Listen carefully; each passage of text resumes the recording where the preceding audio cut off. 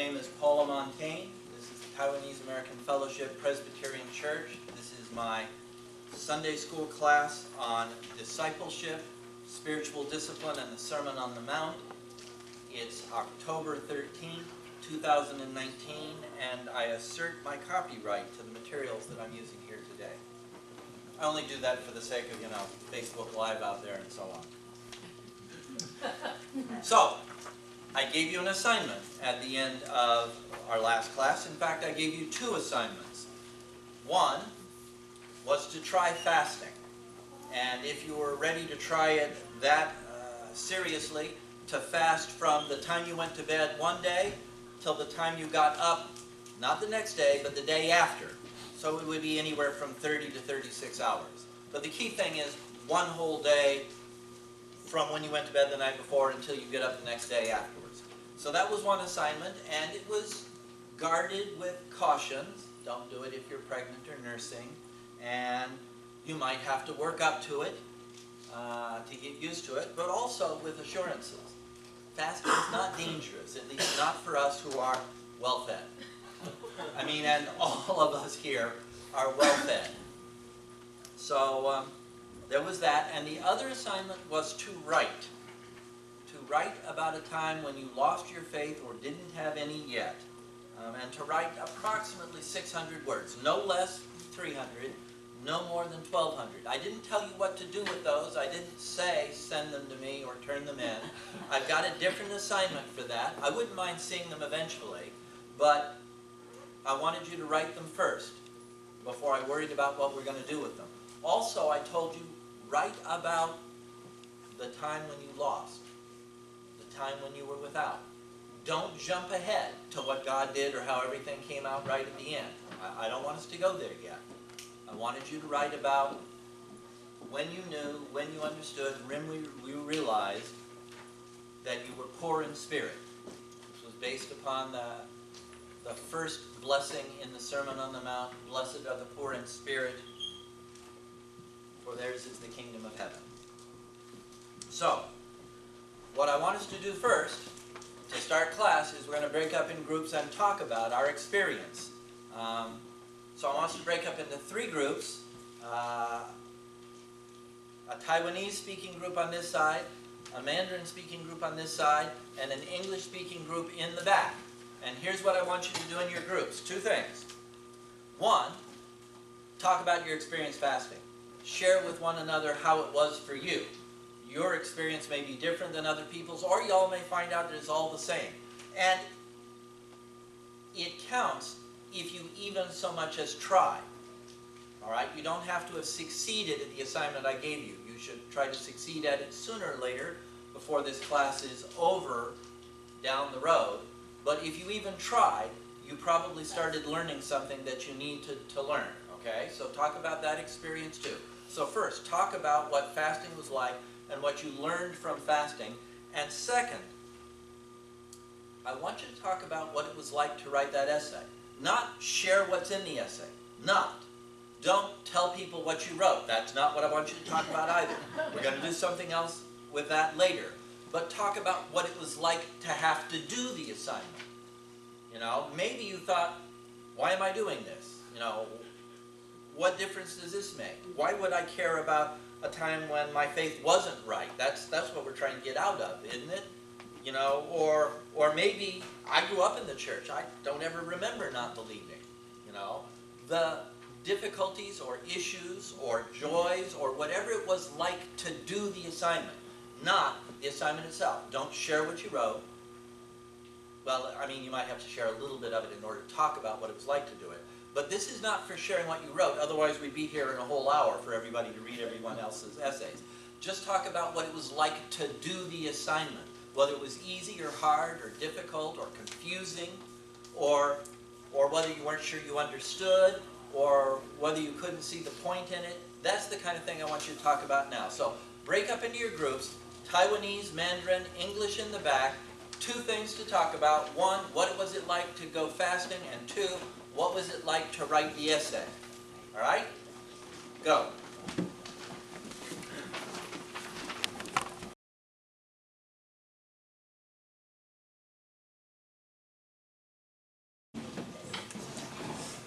Okay. So, first, concerning fasting, from each group, what was the one most interesting or valuable thing you heard? Tell me. Weight loss. Weight loss. I warn you, weight loss is illusionary. You really only burn up between ½ pound and 1 pound of energy in a day of fasting. The rest of it is just because you get emptied out. It's not real weight loss. What else? I heard that your mind becomes sharper after a certain amount of time you fast. So I was immediately, my eyes was like this wide open because I'm really behind in my work. So maybe I should fast so I can become sharper, I can catch up my work. But immediately, Paul told me, well, share with us, probably after 3 days, you'll become sharper. I don't think I can handle 3 days and then become sharper. Anything else interesting from about the fasting? How many people actually succeeded at fasting throughout one whole day? This week or before? Okay? Wow. Ever in your life is good enough. For the rest of you, keep working on it. It's a worthwhile thing to try. Here's the reason why I assign this as a spiritual discipline. Because in order to do it, you have to exert your will. It won't just happen. You can't just put it on your calendar, fast on Thursday, and it'll happen. I wanted you to get to the place. For me, it happens at the end of the day. I get up, most days I get up, I don't eat breakfast till 10 o'clock. Or I skip breakfast and I don't eat until lunch. That's no big deal. And getting through the afternoon, I'm always sleepy for a little while in the afternoon, so that doesn't make any difference, and that's no trouble. But when I'm done with work for the day, when I come home, when I've got nothing to do, and there's the food is all over the house. It's right there. It's right there. Right? Most of us have 30 days worth of food in the house, if we had to, don't we? The food is right there, and every 3 minutes, I think about food. For the next 3 or 4 hours of the evening, the food is right there, and I have to make a decision over and over and over again. Hey, I'm not starving. Hey, my body's wrong. I'm not going to die. Hey, this is not life or death. It's going to be okay. I have to decide all over again. I have to make a choice all over again. I have to do something active. I can't just stand back and let it happen. Well, that's what we're talking about when we talk about spirit and flesh, when we talk about spirit and nature. By nature, your body wants to eat. It's got built-in programming that says eat. You should have seen my 3-week-old granddaughter this weekend. I mean, and for that matter, her 3-year-old and 5-year-old brothers. I'd feed them dinner, and then I'd feed them dessert, and before I can get the dessert dishes washed, they're back asking for an apple or an orange or something else. It's programmed in, okay? It's programmed in that we've got to eat, which is one of the reasons why a lot of us have trouble fighting with our weight, because the programming was created back in the old days when it was hard to get enough food. And now that we live in a country that's medium rich, we've got so much food sitting there that we tend to eat too much. The object of the exercise is to force you to become conscious of what it means to make a choice and to perform an act of will. Because spirit is about will. Spirit is about choice. Spirit is about decision. Eventually, we're going to be talking about decisions about deciding to be thankful and kind in situations where you might be irritable and upset. We're going to be making decisions about how to be part of the way our culture is and whether to go against our culture in order to say something different when people are saying one thing or another. We're going to be talking about performing the kinds of tasks Jesus gives to us when those tasks are not easy. And it requires a decision and an action that is difficult. So as an exercise, to get strong enough to speak out against evil, or to refuse to go along with evil, or to refuse to hide from it and expose ourselves to it. As an exercise to get strong in making choices and decisions and carrying them out, here's this relatively simple exercise. Don't eat. Don't eat until you get to the point where you're desperate to eat. And the only way you cannot eat is by thinking about it, caring about it, and making a decision and carrying the decision through. Because if you just try to coast, you'll be sitting there in front of the TV with food in your hands. It'll be automatic. You won't even have to have thought about it. You don't even have to cook after all, right? You've got food all over the house. It doesn't have to be cooked. All you do is pick it up and you can eat it. The object of the exercise is that we're looking. We're trying to find the place inside of who you are where you make a decision, where you make a choice, and where you do something because of that choice. That's spirit. Forcing you to have to exercise that is going to be useful when you get asked to do the things that are spiritually harder, even if they're physically easier. Okay, now about writing the essay. Not about what you wrote in your essay. Only a couple of you shared your essays with me, and that's all right. I didn't necessarily mean for you to turn them in. But about the process of writing the essay. What was the most valuable or interesting thing you heard said in your group? Change. What? Change. Say more. I heard people they had a strong feeling about some loss, but when they started to write and then they changed their mind. Ah, okay. They didn't feel the same way. That's a good thing. Because sometimes we don't know what we really think or feel until we try to work with it. We go through our lives and we assume that we know how we feel. We assume we know how we think, especially about something important, but it's just an assumption. Even though it's our own life, it may not hold up if we look at it closely. And we may have to do something different. Good. What else? Anything else? Yeah, I think along the same lines, a common theme in our group was individuals reflecting on that period of time in which they were, having particular difficulties, and I think each one of us kind of realized that it was a little bit harder than initially intended, just because it was harder to dissect, what actually went on during that tough season, the various factors that influenced, why we were there, and why we thought and made decisions in that manner. But it was a good exercise in the sense that really challenged each of us to really think what how we reacted in that situation, why we were going through it, and just really reflecting on that experience. Anything else? There were 3 groups. Okay, part of the reason why I wanted us to look at this and do this exercise, and we'll be doing lots of exercises that have this same flavor, is remember I said spirit is choice, is will, is action. But we are not just spiritual beings. We have a nature too. We have flesh as well. We have automated programming in our heads. Some of that automated programming is genetically programmed. Some of that automated programming was programmed by our parents and the way they raised us. Some of that automated programming was programmed by our school and what they taught us. And it's very useful. Having automated programming can be very useful because you don't want to have to learn calculus again every time you have to do a problem. You want to get to where it's automated. You want to get to where driving the car is automated so that you can think about traffic rather than about how to step on the brake. So that you can think about traffic rather than about how to shift the gears. Wait a minute. We don't shift gears anymore, do we? It's all automatic gear shifts. Automatic gear shifts. I had to learn how to shift gears with a clutch and a stick.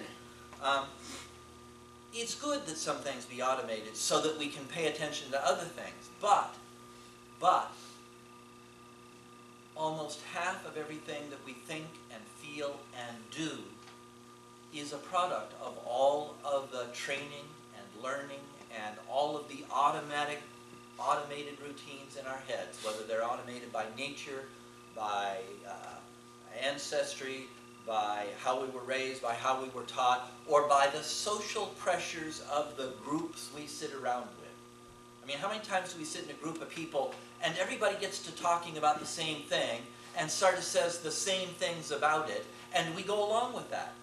And we say things that we wouldn't have said in a different group of people. Okay? Half of everything, when I say half, I don't mean an exact measured half. I just mean as a first estimate. Half of everything that we think and feel and say and do is largely a product of stuff that's already built into us.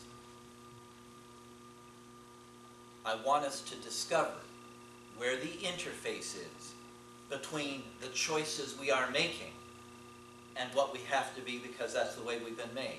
Between the decisions we are making and the decisions we've already made that have made us into this kind of person who does or doesn't have choices available to them right now.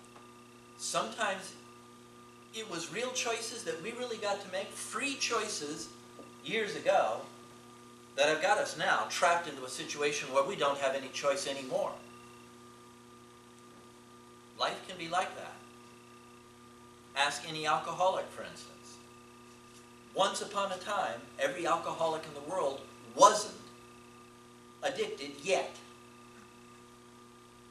Once you drink enough, then something changes in your body and in your brain, in your biochemistry, to where you can't help it anymore. But you have to drink a certain amount before that switch flips. Once upon a time, you had free choices, but those free choices trapped you. And now you don't anymore. This is how we live our lives, in this tension between the things we can choose and we can change and we can have an effect upon, and the things that force themselves upon us, or that we already are, or that we can't help. And if we're going to become more spiritual, if we're going to become more capable of making choices and doing things that we intend to do instead of what's been forced upon us, then we're going to have to notice and pay attention and see. And one of the ways we see that is writing essays like this. We're forced to look at what happened, why it happened, why we were that kind of a person. This is another reason why I said when doing this essay, don't jump ahead to what God did that changed it. Don't jump ahead to that yet. First, you got to find out what it was really like. What it was really like. The reason this whole idea of exploring what it means to lose our faith, or to not having it in the first place, is so important is because none of us live in perfect faith. None of us do. We don't get that. Children don't have it yet because they haven't built up all the bits and pieces, even though they have some of the innocence that helps. We don't have the innocence anymore, but we've built up some bits and pieces that may help us. However, none of us live in perfect faith, and none of us is capable of believing in God by our own efforts. We don't have the power to believe in God just because we want to. If God is not real and doesn't really do something, then there's nothing there to believe in. If God doesn't do something to create belief in us, even when we doubt, or even when we're angry at God, or even when we're hiding, if God doesn't do something to interrupt us and change us, then we're in that place. And it's worthwhile to recognize when we're in that place. Because recognizing when we're in that place, when we've lost our faith and we don't have any yet, is what puts us in the place where we can recognize that God has to do something for us. We're dependent upon God doing something for us. We're not climbing up to get to God. We'll never make it. We'll never get anywhere. We're forced to realize that we're stranded down here, and if God doesn't come rescue us, then we're not going to be rescued at all. And I think that that's part of why Jesus says this. how lucky you are if you've lost your faith or if you've never had any to lose. Not because that's a good place to be, but because now you've recognized you're in the place where we all are all the time anyway. Dependent upon God. Dependent upon God. With faith and trust not being our accomplishment, but something that God accomplishes in us. Forced to recognize that the reality of faith is played out against the background of distrust and unbelief. And if we don't see the background, then we don't see the faith either. So, that's why I had you try to write these essays. Now here's the follow-up assignment about these essays. I didn't necessarily mean for them to be turned into me. A couple of people did, and I'm so glad they did. Thank you. What I want you to do is I want you to choose for yourself someone that you are going to share your essay with. It doesn't have to be someone you're going to trade with. It doesn't have to be. You don't have to do that. So don't negotiate for a trade. But choose in your own mind someone you're going to share your essay with. And I have only 2 rules for that. It mustn't be your spouse. It cannot be your spouse. Okay? And second, it can't be someone you don't know at all. Alright? So it's got to be someone in between. Someone you know a little bit, who knows you a little bit, at least. It can be a good friend. It could be a brother or a sister. It could even be a parent or a child. Parents and children are frequently strangers to one another. The laughter means that I'm right, doesn't it? Choose someone to read your essay and give it to them to read.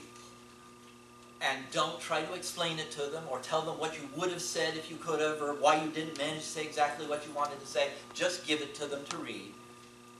And then listen to anything they have to say to you. And if they have something to say back to you, don't try to explain it. Don't try to unravel it. Don't try to correct their impressions. Just listen. Now, our next passage in the Sermon on the Mount that leads to our next assignment for this next 2 weeks, and our next class is 2 weeks from now on the 27th, that's right? Yes. Right. Our next passage in the Sermon on the Mount is just the next blessing. Blessed are those who mourn, for they will be comforted. Or as I like to put it, how lucky you are if you've lost someone you love. If your heart is broken. If you feel sometimes like you can't get up in the morning and go on because it's too empty. How lucky you are if someone you love has died. That sounds contrary to all good sense, doesn't it? It sounds totally twisted.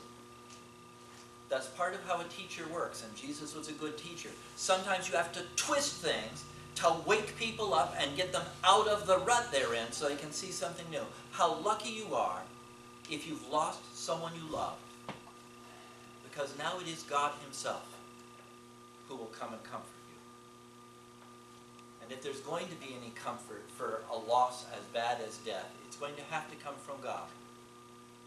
You might be comforted for losing the lottery by getting a good job. You might be comforted for losing your dog by getting another dog.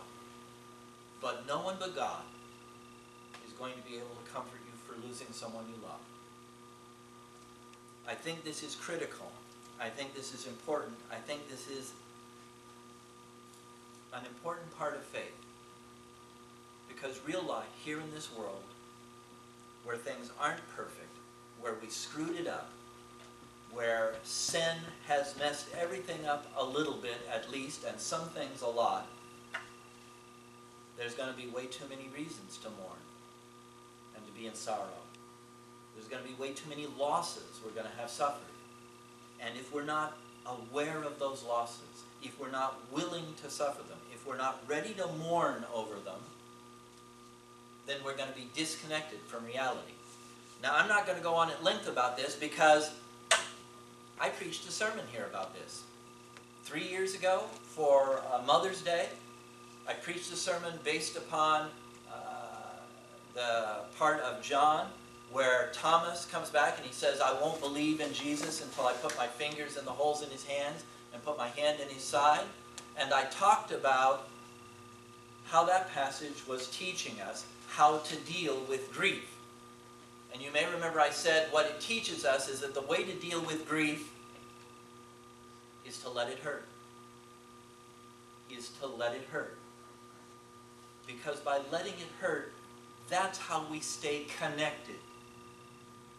That's how we stay connected. If there's really a connection between us and the people we love that's so strong and so powerful that that connection survives even death, then at any point in time where that one is dead and we are not, if the connection survives, the connection is going to be a connection to sorrow and loss. It's going to be a connection to sorrow and unhappiness. And that means that the sorrow is part of an overall pattern of good, even if it hurts. The fact that it hurts means we're still connected. The fact that it hurts means they're still part of our lives. The fact that it hurts means that God is giving us the strength to let it hurt, so that we're strong enough to live with pain and suffering and sorrow like that. This too is a spiritual strength and a spiritual ability we need to develop if we're going to be good disciples of Jesus. So, the first assignment I gave you is just a finish up on the previous assignment to write about a time in your life when you lost your faith or didn't have any yet. The new assignment for this next 2 weeks is to find someone that you can sit down with live and in person, and I want you to share about someone you love who has died. And by sharing about them, I mean you need to allocate a full 20 to 30 minutes. I want you to tell stories about them. I want you to talk about your relationship with them. I want you to tell why you loved them and why they loved you. I want you to engage in everything that it means to mourn someone you love. When my father died, my family was scattered. My mother's sickness got worse. I had to go back to Colorado to take care of my mother. So I was going to be in Colorado taking care of my mother while the rest of my family was back here in New Jersey. I was going to be gone at Christmas. I spent Christmas Eve walking the halls of the apartment building my mother lived in that time. The rest of my family was going to be here.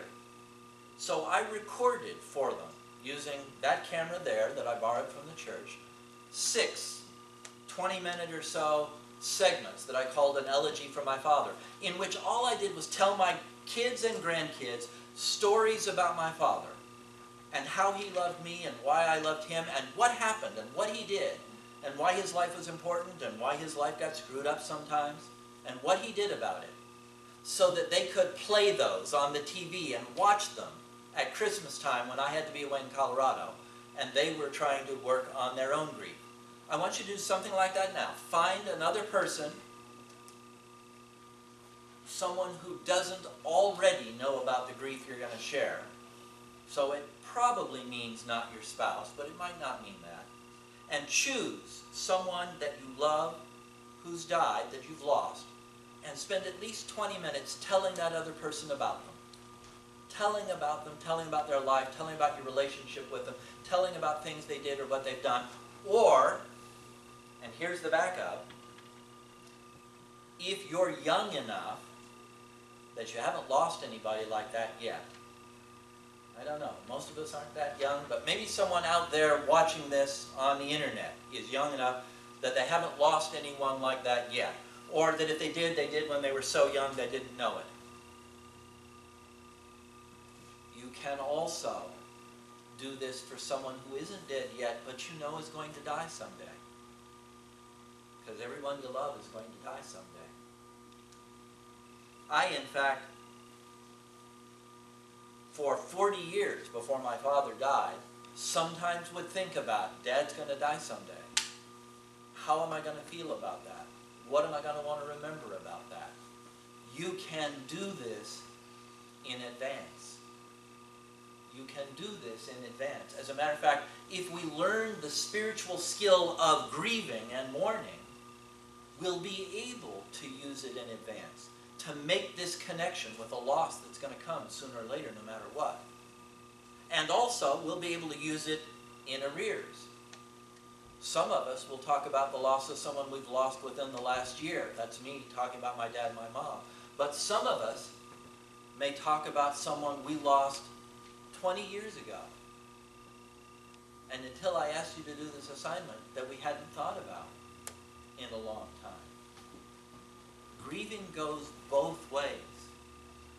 You don't just do it when it happens. You do part of it in advance, and you do part of it long after the fact. Because you never want to lose it. You never want to lose it. So, if you don't have anyone that you're grieving right now or recently, or you're young enough that nothing like this has happened to you yet, choose someone to grieve ahead of time whose loss is going to be devastating to you. Find some person to sit down with, not a phone conversation, not an email exchange. You need to be able to see faces and hear tones of voice and share about the person that you're mourning or grieving with them for at least 20 minutes and aim for a half an hour. And believe me, anybody that's important enough to you that you're going to choose them to talk about, you'll have 6 hours worth of stuff you could say about them. The hard part will be holding it down to 20 or 30 minutes. You might be able to just relax and let it happen. All right? That's your assignment for 2 weeks from now. Find somebody and share some grief. Again, it doesn't have to be a trade. All right? You don't have to find somebody and I do yours and you do mine.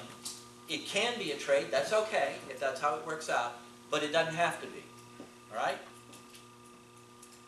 That's it. Any questions about the assignment to make sure that we understand what we're supposed to do? Yes? Must the person that we share with be in this class? No. They don't have to be in this class. Notice, I said you don't have to trade. Because if they're not in this class, you're not going to be able to trade. They don't have to be in this class at all. Anything else? Okay. We'll post a short statement of what the assignment is. We've already seen, you've got on the sheet that Sue Lin gave you, there's a posting of where the links will be. This class will be put up on link. In addition to it going out live, it'll be put up on a link on YouTube so that people can look at it after the fact or in between classes, so that also if you have to miss next time, you won't miss what's going on. You people out there in the internet, remember, if you're doing this class or watching this class from out there, you need to find people you can talk with about this stuff. When we go into small groups, you need a small group of your own to talk to about this stuff. When I give assignments to talk to people, you have to find people of your own to talk to, even if you're not sitting here as part of this class. Otherwise, this won't work. Otherwise, this won't work. Let's have just a word of prayer. Lord God, help us. We're going to try to do some hard things.